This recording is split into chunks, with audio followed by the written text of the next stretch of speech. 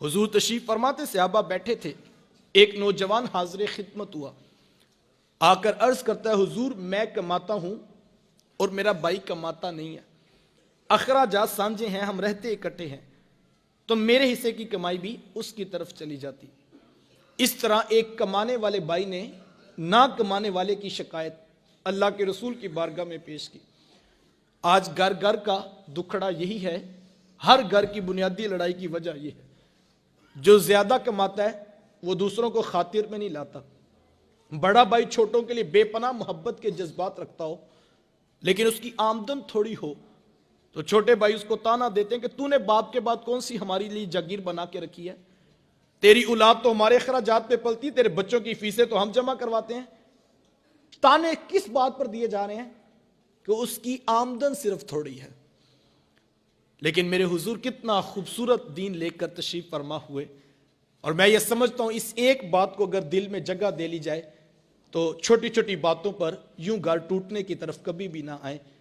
अर्ज की, हुजूर मैं कमाता हूं, मेरा भाई कमाता नहीं है, रहते इकट्ठे हैं, अखराजात सांझे हैं, तो मेरे हिस्से की कमाई भी उसकी तरफ चली जाती है।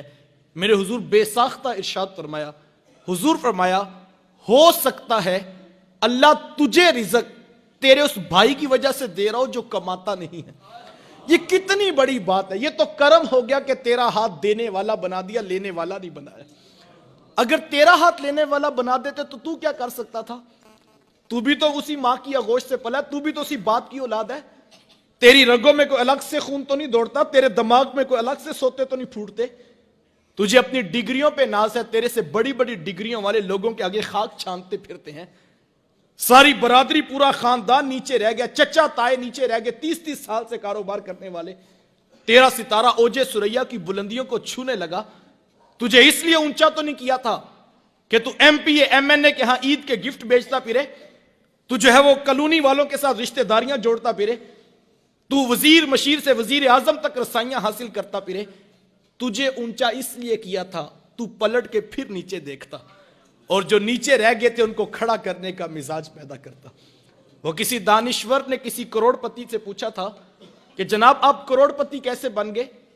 तो उसने बेसाख्ता कहा, मैंने अपने नीचे वालों को लाखपति बना दिया, कुदरत ने मुझे करोड़पति बना दिया। जो नीचे मोहब्बतें बांटता है अल्लाह उसको ऊपर से रिज़्क की फरावानी अता करता है। हम समझते हैं कि अमीर के साथ ताल्लुक बनेगा तो फिर हम ऊपर जाएंगे। नहीं साहिब, अगर गरीब भाई की कदर करने का मिजाज बना लो तो ये इतना खूबसूरत वजीफा है कि ये रिज़्क में बरकत का सामान करता है। हुजूर अलैहिस्सलाम से सहाबा ने एक दिन पूछा कि हुजूर रिज़्क में बरकत का वजीफा तो बताइए। तो हुजूर फरमाया कि तुम्हें रिज़्क में और उम्र में बरकत का वजीफा ना बता दो। अर्ज की, हुजूर आप इरशाद फरमाए टूटे रिश्तों को जोड़ा करो, अल्लाह रिज़्क में भी बरकत देगा, अल्लाह उम्र में भी बरकत देगा। ये बरकत का वजीफा था, लेकिन आज हम इससे कोसों जो है वो दूर चले गए। हर चीज का हिसाब 2 + 2 4 नहीं होता है साहिब। कुछ अखलाकियात भी माशरे के अंदर इस वक्त जो है फैलाने की जरूरत है। और मैं ये कहता हूं अगर इस्लाम की तालीमात को बगौर देखें तो इस्लाम का कैसा खूबसूरत हुस्न है।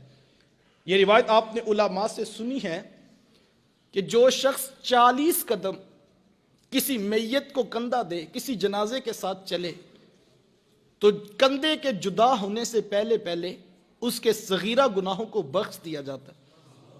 यार किसके गुनाह बख्शे जा रहे हैं?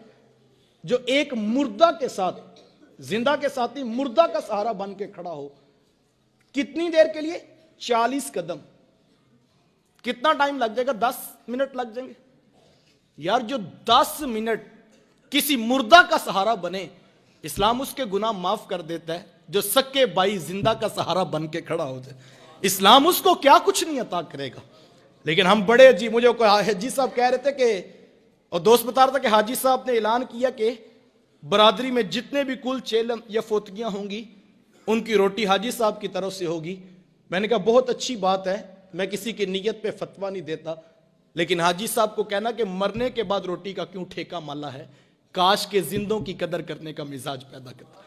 हम बड़े अजीब लोग हैं, हम कब्रों पे रो लेते हैं लेकिन हम जिंदा लोगों की कदर करने का मिजाज नहीं रखते हैं। जिंदा लोगों की कदर करें।